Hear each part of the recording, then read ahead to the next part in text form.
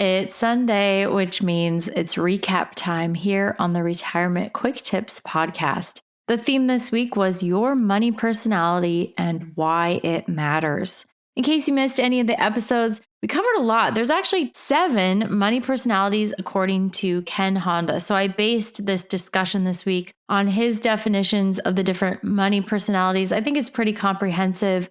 We talked about the compulsive money personalities, the compulsive saver, the compulsive spender, the compulsive moneymaker, aka the workaholic. We talked about the indifferent to money personality type, the saver splurger, which is, I would say that one is the one that I identify with maybe the most. And it's also the most tortured, in my opinion. Maybe that's just because I live in that in my head every day.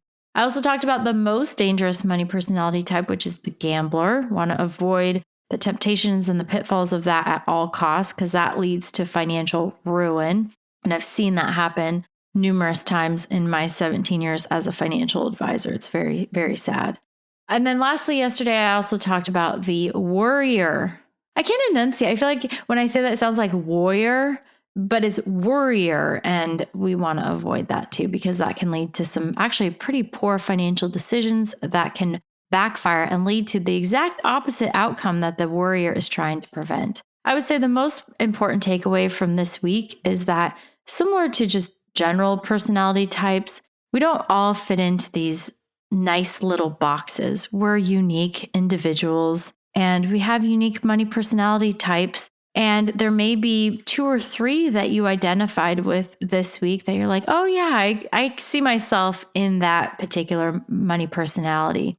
And so if you can understand where your personality tendencies are when it comes to money, understand some of the pitfalls and the temptations and the dangers of those particular money types, then you can take steps to be more mindful as you're making money decisions, as you're spending money, as you're saving money, and try to balance out the positives with most of these money personalities as well as the negatives so that you can make more balanced financial decisions over the long run. All right, so tomorrow I'm starting a brand new theme. Changes coming to your 401k next year in 2025. There's actually quite a few changes.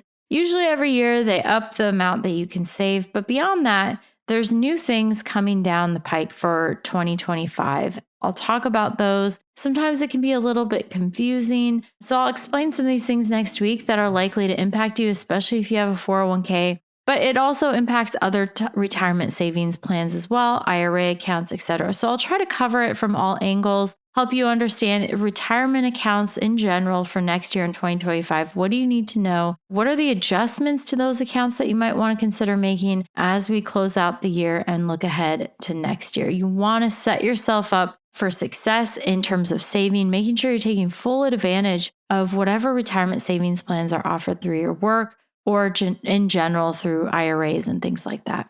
All right. Thank you so much for listening this week. If you are enjoying the podcast, please share the show with a friend, someone you know who is also getting close to retirement, and be sure to subscribe if you haven't already. And if you're interested in learning more about working with me, you can check out my website, truenorthra.com.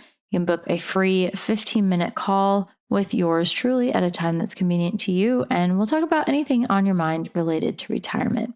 Thank you so much for sharing the love. I hope you have a blessed Sunday. My name is Ashley Michike, and this is the Retirement Quick Tips Podcast.